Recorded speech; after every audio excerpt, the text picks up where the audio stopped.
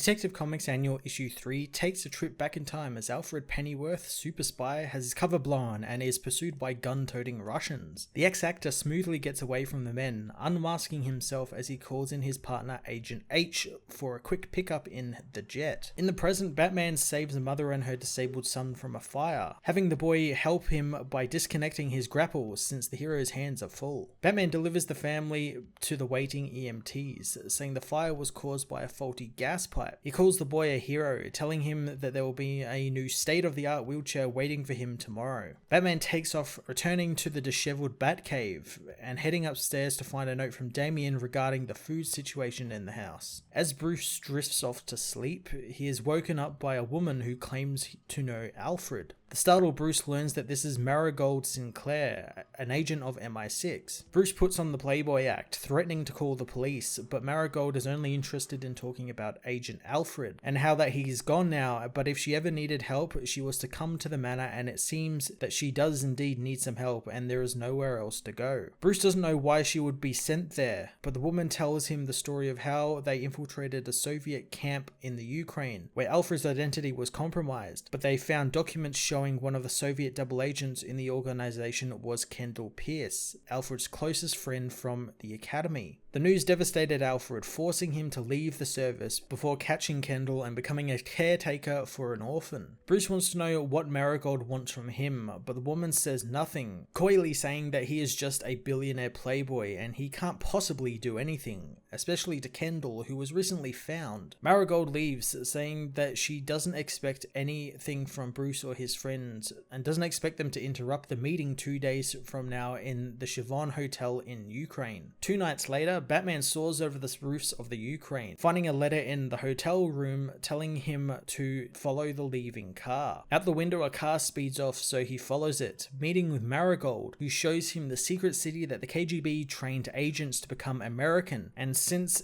being deserted in the 80s, Kendall has hidden himself there, waiting to die, but Marigold wants him to be brought to justice. Batman takes off into the city, staying guarded since he still doesn't trust Marigold, despite having her checked out. Batman soon finds clues as to Kendall's location, finding the man's service weapon when he is suddenly confronted by the Demon. As he fights the Russian assassin, he knows it's not the original Demon. It's someone new under the mask, and they are strong. Batman knows that this guy isn't the endgame, disarming him and coaxing him to tackle the hero into a building. Batman is knocked unconscious and taken to see Kendall, who has the hero chained up. Batman reawakens and calls the man a traitor to his country and friends, but Kendall only saw England as his birthplace and he never loved it, and his training showed him that there is real hope in the Soviet Union. He tells Batman he doesn't remember any of his partners in the SIS as Marigold shoots him in the arm, saying that doesn't matter since they remembered him. Kendall sends the assassin after Marigold, but Batman uses the chains he was tied in to grab the villain by the neck, smashing him into the ground. The villain attacks Batman in a violent rage, letting Batman again wrap him up in the chains, knocking out the villain with a water pipe. Marigold meanwhile intends on killing Kendall for not just betraying his country, but also his friends, saying that Alfred would never have forgiven him and neither will she. Kendall says that her and Alfred were a team, while he was just caught between fates as Batman whispers something to her. Kendall knows that he can live with his life's choices as Marigold fires her weapon, but instead of shooting him, she shoots the wall, saying that she won't dishonor Alfred's name and will instead be turning him in, letting the past crumble with him. Days later, Bruce begins cleaning up the manor, knowing he misses Alfred every second of every day, but he has to face that he is gone now and it's time to start taking care of himself. As he tidies, Marigold arrives, again bypassing Bruce's advanced security. She says tonight they will dig into Alfred's history and learn of the heroic adventures of the never forgotten life of Alfred Pennyworth. The two read a story about Alfred's time with Bruce and how he took ill one week, where in reality Bruce had been out in his nightly extracurricular activities, causing Alfred to tend to Bruce's wounds. Soon Bruce came to him with an idea, and of course he refused, but Bruce was persistent. As Bruce trained his body and mind, Alfred worked away, developing what would become the first Batsuit. Bruce used the costume to foil a robbery by a clown gang, and that morning Bruce returned home and Alfred got to work week in, week out, soon coming to appreciate Bruce's new activities, as he always feared a life of service would be dull, but knowing that he is blessed to have an employer who needs him is a reward all on its own. Detective Comics Annual Issue 3 was a pretty great look at one of Alfred's many missions as a super spy and how Bruce was able to pick up the pieces of one of his final missions and finish it off. It was great seeing Bruce kind of put in this kind of vulnerable position where Alfred's death was really felt. Things in the Caven mansion weren't going so well and it was all kind of disheveled and Bruce himself was kind of running himself ragged. It makes you appreciate what Alfred had actually done for Bruce even more. Yeah, the book wasn't breaking new ground or anything, but not all comics need to, and it was great to get another look at Alfred's story life. I have been enjoying these little Alfred-centric stories we've gotten since his death, but I hate that it took his death for us to get them. I'm going to give this issue an 8.5 out of 10.